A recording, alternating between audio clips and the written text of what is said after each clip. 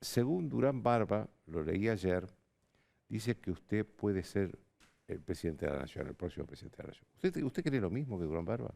Sí, de hecho estoy trabajando en función de ello, estoy armando mi gabinete en la sombra y de hecho ya tengo 4 ministerios armados. O sea, el Ministerio de Economía, Relaciones Exteriores, o sea, Cancillería, Bienestar Social, digamos, para dar contención a los más vulnerables e infraestructura. Mm. Ahora, ¿no me puede dar el nombre del ministro de Economía? Usted sabe que si hago eso, pobre hombre, le van a arruinar la vida. Lo único que le puedo decir es que es bien ortodoxo. Seguramente. Una Si pregunta quiere, que le puedo pasar algún detalle. En la primera reunión que tuvimos trabajando 11 horas, 3 horas lo dedicamos a la discusión sobre dolarización. dolarización. Exactamente. Es decir, que una de las variantes sería dolarizar la economía argentina. Sí, nosotros básicamente lo que estamos pensando es una reforma que arranca con el sistema financiero para hacerlo anticorridas y que después entonces pueda pasarse a una banca libre, libre elección de monedas. La verdad es que los argentinos ya eligieron qué moneda quieren, que es el dólar, y a partir de ahí dolarizar. Es decir, como una especie de convertibilidad al principio y después... En realidad es todo un proceso. O sea, uno lo primero que tiene que hacer es reformar la banca para que no haya corridas. Eso en la literatura se conoce, es banca Simon. O sea, usted tiene lo que se llama el almacén de valor, donde usted deja su dinero, paga un fee por eso, cuando se lo quiere llevar se lo lleva, porque está físicamente ahí, y la banca de inversión. Entonces no hay posibilidad de corrida, porque todo se resetea en el sistema de precios. Entonces, a partir de ahí, usted puede directamente determinar la competencia de monedas, y ahí lo que va a pasar es que los argentinos van a elegir una moneda. Los argentinos ya le eligieron, es el dólar. Por lo tanto, usted va a tomar qué tiene en el activo del Banco Central y con eso va a liquidar los pasivos que tenga, ya sea la base monetaria y ya sea, digamos, los títulos que son, por ejemplo, las LELIQ, los instrumentos de esterilización. Es decir, que con un Milei presidente es probable que estemos ante un proceso donde la moneda de la Argentina sea el dólar. Exactamente, va a desaparecer el Banco Central. Mm. O sea, mi compromiso es, voy a avanzar en la eliminación del Banco Central para que sea historia del pasado la inflación argentina. No va a haber más inflación en Argentina. ¿Y usted cree que el Banco Central es el que la provoca? Con la emisión. Obviamente, claramente. O sea, la inflación es siempre y en todo lugar un fenómeno monetario que surge de que cuando la cantidad de dinero sube o la cantidad demandada baja, o sea, esa conjunción hace que el poder adquisitivo del peso caiga y todos los precios expresados en unidades monetarias suben. Y le voy a pasar otra más. Y todos aquellos que dicen que es multicausal, yo les hago un desafío y que me demuestren... Guzmán dice eso. Bueno, es un error, es un error garrafal. Entonces le propongo al ministro Guzmán que demuestre que puede haber inflación en una economía de trueque. ¿Sabe qué no puede haber? Porque en una economía de trueque, ¿usted qué determina? Precios relativos. El precio de los anteojos respecto del teléfono, respecto al cuaderno, respecto a la copa. Sí, son todos precios relativos. Entonces, ¿y qué es la inflación? La suba generalizada de todos los precios, en la definición que a ellos les gusta. Bueno, si suben todos los precios, ¿qué pasa? Los precios relativos no cambian. Por lo tanto, no hay ningún efecto. ¿Por qué votó en contra del acuerdo con el Fondo Monetario Internacional? Hay cuestiones de índole técnica y hay cuestiones de índole moral. Para nosotros, desde La Libertad Avanza, las cuestiones morales son todavía mucho más importantes que las técnicas. Es decir, el primer elemento es, mire, Joaquín, esto tiene implícito un impuestazo. Porque si usted está incrementando la deuda, además del rollover, 5.000 millones de dólares más, ¿eso qué es la deuda? La deuda son impuestos futuros. Por lo tanto, sí hay impuestos. Hay una suba de impuestos porque usted va a tener que pagar más impuestos de cara al futuro por esos 5.000 millones de dólares más que se están tomando para financiar el déficit primario. De hecho, hoy Marcó del Pon, la jefa de la FIP, lo anunció en el Senado, ¿no? Por eso. Entonces, es el primer punto. Entonces, usted ahí tiene un impuestazo para pagar esos 5.000 millones de dólares. Es el primer punto. El segundo punto es la deuda. Es algo absolutamente inmoral. Es decir, no hay nada que nos genere más rechazo a los liberales que la deuda. Fíjese la inmoralidad de la deuda. Si son impuestos futuros, eso quiere decir que lo va a pagar gente que no votó, nuestros hijos, nuestros nietos y gente que no nació. Es decir, mire, ¿sabe qué? A los chicos en Argentina cuando nacen no le pegan un chachás en la cola. ¿Saben qué? Le muestra con cuánta deuda nace, ahí se pone a llorar de lo lindo y ahí arranca. Entonces digo, vamos, o sea, ese es el primer punto, es profundamente inmoral. se puede financiar con emisión monetaria, o sea, con señoriaje, eso se traduce en inflación, le pega 25 veces más fuerte a los que menos tienen. Y que un impuesto, digamos, una expropiación. Por lo tanto, primer elemento, es inmoral. ¿Dónde hay un elemento adicional de inmoralidad? En el hecho de que, ok, estamos al borde del abismo y la pregunta es, entonces, ¿quién paga el ajuste? ¿Qué es lo que dice el kirchnerismo y la izquierda irracional que tiene Argentina? Que lo pague el acreedor. Eso quiere decir que usted va a un default. Si usted va a un default, el precio de los títulos públicos se derrumba. Eso significa que las tasas de interés se van a las nubes, el riesgo país llega a niveles estratosféricos, le cae la inversión, se le descoordina el mercado de bienes, cae la actividad, cae el empleo, cae el salario real, le explotan los pobres y los indigentes. Ese es el escenario de default. Y además, con el desequilibrio monetario, usted podría seguramente ir a una hiper. Eso es lo que pasa en ese escenario. Ahora, pero eso es una aberración. Ahora, también es cierto que lo que propone el ala moderada del gobierno y Juntos para el Cambio es una patraña, porque en el fondo lo que están avalando es el financiamiento de una ecuación fiscal que del otro lado está el resultado, está el presupuesto, que incluye una situación donde se sobreajusta al sector privado de modo tal que la política sigue en su fiesta. No, entonces esto no puede ser. Para que humane el gasto público sube en términos reales. Y eso, digamos, no solo está de acuerdo el ala moderada del gobierno, sino que también está de acuerdo Juntos por el Cambio por presión de sus gobernadores, por ejemplo Morales, o por presión de Horacio Rodríguez Larreta, que necesitan más dinero porque les encanta gastar. Entonces se sobrereacciona el ajuste sobre el sector privado para que continúe la fiesta de los políticos. Entonces nosotros lo que decimos los liberales y libertarios es, no, acá hay que honrar las deudas, hay que pagar la deuda, hay que pagarle al FMI, pero el ajuste tiene que recaer sobre la política. Es decir, hay que ir contra el Estado, hay que ir contra el gasto público. Usted lo que pide es un acuerdo distinto con el FMI. Exactamente. No un default. No un default, sino una drástica caída del gasto público que además permita la reducción de impuestos. Claro. Ahora, porque pareciera, digamos, que la alternativa que hoy da el gobierno es o esto o el default, ¿no? Bueno, usted sabe, usted es un hombre muy experimentado y con mucho conocimiento, usted sabe que es el polilogismo. Es decir, esto de yo, que soy, no sé, la república y el otro es el enemigo, todo, digamos, en blanco y negro. Digo, esa bipolaridad, es una falacia, que es el falso dilema, o sea, es esto o la muerte. No es así. Es decir, hay una solución que es ajustar y que ajuste la política. Esa es la realidad. Lo otro es tratar de infundirle miedo a los ciudadanos. Y yo le voy a decir algo, Joaquín. Si yo tengo la economía en desequilibrio, inexorablemente, por más que se resistan, esto es como la ley de la gravedad, ¿sabe qué va a hacer la economía? Va a ir hacia la situación de equilibrio. Ahora, ¿cuál es el punto? El punto es que es como que yo tuviera que llegar a este punto. Entonces, el gobierno quiere sobreexagerar sobre el sector privado y entonces, en la contracción del sector privado a instancias de la mejora del sector público, achique más. Y el sector público sea grande. Mire, eso, más allá de la dinámica transicional del corto plazo, eso implica que a la postre el sector privado va a estar mucho peor. Es decir, que el ajuste que avala Juntos por el Cambio con el ala moderada del gobierno implica que el sector privado va a estar peor. Entonces, en esa situación, si la política quiere seguir, expropiando el sector privado, arruinándolo, conduciéndonos a una situación miserable, ¿sabe qué? Es mejor que estalle la crisis. ¿Sabe por qué? Porque eso se va a llevar puesta toda la casta política. Porque evidentemente estas personas, es decir, no pueden dejar de robar. Y como no pueden dejar de robar, están dispuestos a pasarle cualquier factura al sector privado. El sector privado ya no puede resistir más esto. Es decir, Argentina hoy tiene un PBI per cápita, ¿sí?, que está 14% debajo del que teníamos en el 2011. Estamos en niveles parecidos o más bajos que los del año 73. Tenemos la productividad del año 50 y tenemos 11% de indigentes, o sea, 5 millones de argentinos en el país que produce alimentos para 400 millones de seres humanos, con una presión fiscal en el campo del 60%. Es decir, le sacan el alimento de 240 millones de seres humanos y en Argentina hay gente que no puede comer, pero eso no puede ser. ¿Y qué se les ocurre? Más retenciones. ¿Y qué van a decir? No, porque es el efecto sobre los precios. Es mentira, Joaquín.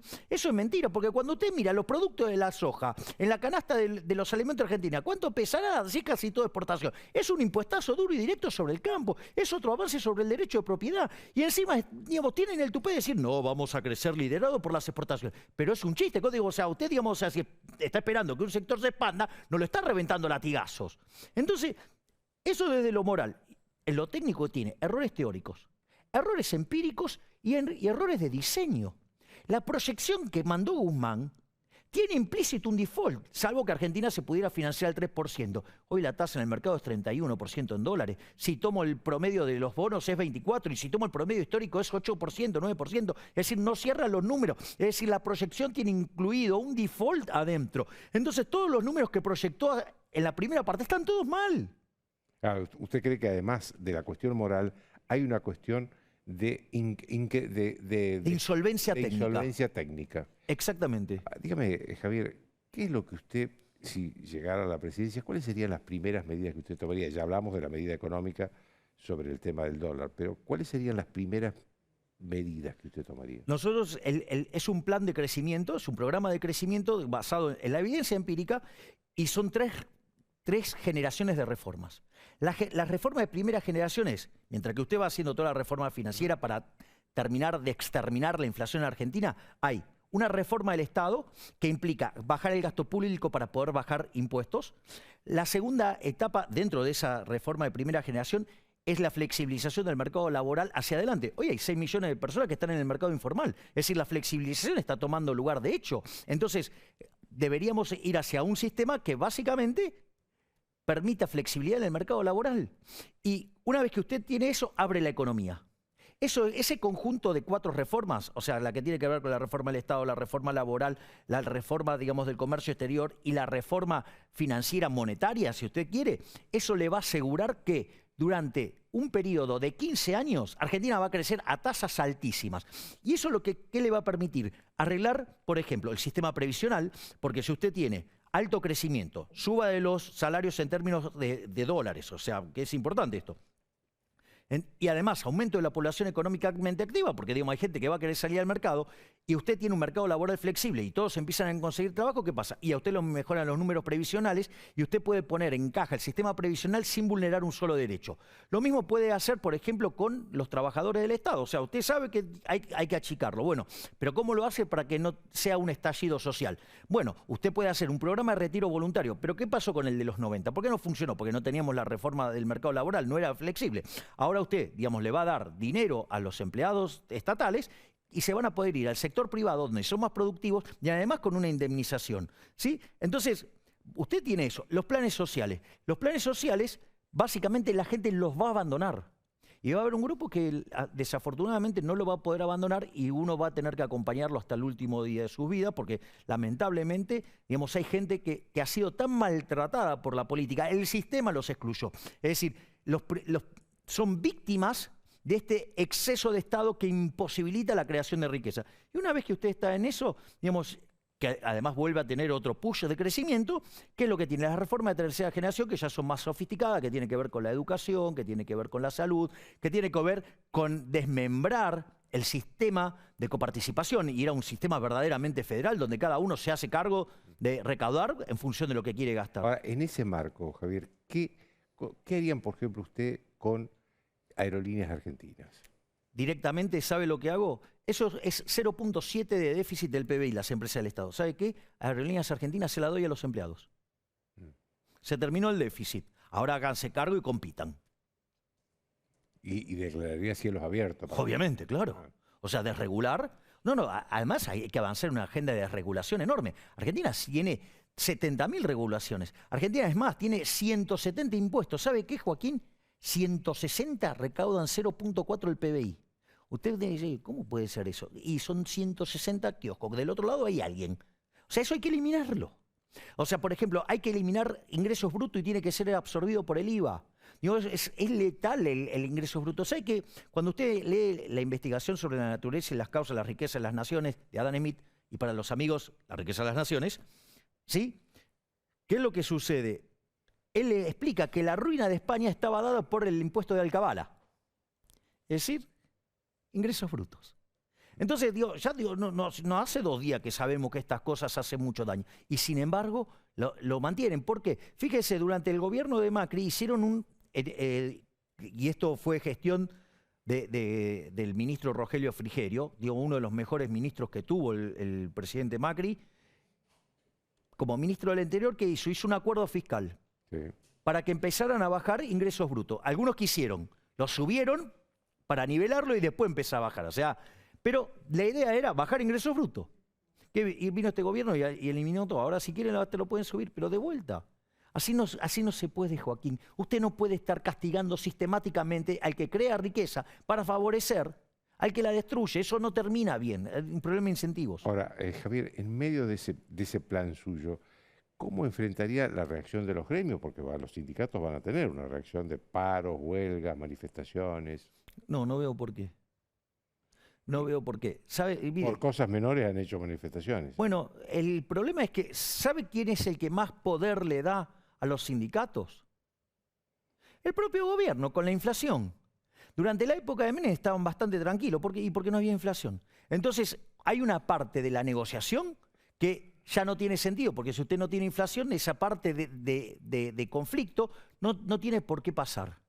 Y de hecho, una de las cosas que yo había desarrollado, que en el gobierno de Macri se aplicó al inicio, era la cláusula gatillo, que era algo que, si usted quería hacer un programa de desinflación gradual, es muy importante que las expectativas de inflación estén alineadas con lo que usted está haciendo de política monetaria. Y si eso no se cumplía, ya sea si los precios iban por arriba, se disparaba el gatillo y ahí ajustaban, y si no, digamos, o sea, la negociación iba hacia lo que esperaba el Banco Central. Entonces, usted evitaba que sufrieran las empresas o que sufrieran los trabajadores. Digamos, el mejor de los mundos, porque la consecuencia es que no había desempleo. Funcionó muy bien, pero ¿qué pasa? Cuando no le gustó la tasa de inflación que tenía el gobierno de Macri, salió a atacar a los sindicatos y salió a atacar a los empresarios. Entonces, bueno, no terminó bien, o sea, pero de vuelta, nada. Ahora, si usted, digamos, se va a centrar en una negociación y cree que los sindicalistas son el enemigo, bueno, ahí hay un problema de concepción. Es decir, yo no estoy diciendo que sean santos, lo que yo estoy diciendo es, o sea, los trabajadores también, digamos, tienen que tener sus representantes. Que obviamente que hay un montón de cosas que no tendrían que tener los sindicatos y que la reforma del mercado laboral implica barrer con las 5 leyes fascistas de la Carta del Laboro de Mussolini que copiamos nosotros. Sí, claro, obvio, pero ¿usted se cree que ellos no saben, digamos, que hay más de 6 millones de trabajadores que están en el mercado informal, que tienen un problema? Ellos también tienen un problema. Entonces, me parece que si uno trata de ir a una solución donde explicar cómo esto funciona, estoy seguro que, digamos, están dispuestos a aceptar algo así. Dígame, ¿usted se siente más cerca o más lejos de Juntos por el Cambio? Digo, porque para llegar a la presidencia va a tener que hacer un acuerdo político grande, ¿no? A ver, vamos por partes. Hay algunos sectores con los que yo me siento muy cómodos y hay sectores con los que no tomaría ni un café. A ver, con los radicales yo no me siento. Son la Internacional Socialista, son parte del problema. La coalición cívica es más de izquierda que los radicales, o sea, son peores todavía. Con lo cual tampoco me siento con esos. Con las palomitas tibias de Juntos para el Cambio, o sea, los socialdemócratas, o sea, Larreta, tampoco. Son parte del problema. Ellos tendrían que estar alineados ideológicamente con el kirchnerismo. Sí, de hecho, digamos, o sea, no tienen grandes diferencias. Están contentos con esto que votaron. De hecho, los que están en gestión ejecutiva de Juntos por el Cambio fueron los que presionaron para que salga esta aberración de habilitarle al gobierno, ¿sí?, el ajustazo. Porque era entrar al Fondo Monetario y ajustar. Porque los números se conocían. Cuando usted pone una variación de deuda, atrás está la ecuación, la restricción presupuestaria del gobierno. Entonces, digamos, no pueden ser tan ingenuos. O sea, sí que sabían lo que estaba pasando. Ahora se espantan porque viene el ajustazo. Entonces, ¿qué es lo que yo creo? A ver, hay que terminar con esto de hacer alianzas electorales para ganar. Porque lo hicimos, la Argentina lo hizo con la alianza para ganarle al peronismo. Le ganó. Fue un gobierno desastroso. Lo hizo Macri para ganarle al kirchnerismo. Lo hizo, pero no pudo gobernar. ¿Sí? Bueno, ahora creíamos que el peronismo esto con su verticalismo lo podría resolver. Otro gobierno desastroso. Entonces hay que alinear en función, ¿sí?, de las ideas. Entonces los colectivistas usted va a tener a los radicales, a la coalición cívica, a las palomitas tibias de Juntos por el Cambio, al kirchnerismo y a la izquierda. Y del otro lado, ¿qué va a quedar? Van a quedar los liberales, Van a quedar el peronismo republicano, el peronismo federal, el menemismo y los halcones Juntos por el Cambio. Y que definitivamente nos pongamos de acuerdo una vez por todas en discutir las ideas con las cuales creemos que va a salir el país adelante. Yo no tengo ninguna duda que si volvemos a abrazar los valores de la libertad, las ideas de la libertad, el liberalismo, el respeto irrestricto del proyecto de vida del prójimo, basado en el principio de no agresión y en defensa del derecho a la vida, la libertad y la propiedad, ¿sabe qué, Joaquín? Así como lo hicimos en el siglo XIX, a partir de 1860, de ser un país de bárbaro, en 35 años nos convertimos en la primera potencia mundial, estamos en condiciones de volver a hacerlo. Y tengo una buena noticia. En esos procesos de convergencia, el 60% de eso ocurre en los primeros